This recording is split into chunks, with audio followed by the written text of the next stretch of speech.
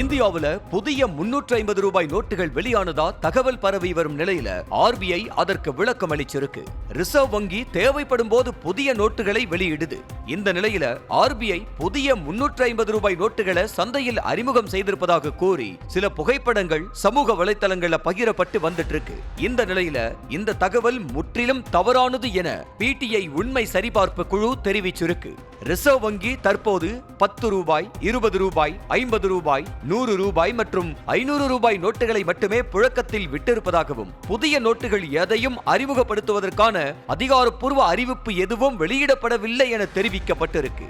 இதனால மக்கள் யாரும் 350 ரூபாய் நோட்டு வெளியானது குறித்த தகவலை நம்ப வேண்டாம் என ஆர்பிஐ சார்பாக கேட்டுக் கொள்ளப்பட்டிருக்கு. செய்திகளை உடனுக்குடனும் துல்லியமாகவும் தெரிந்து கொள்ள சப்ஸ்கிரைப் பண்ணுங்க.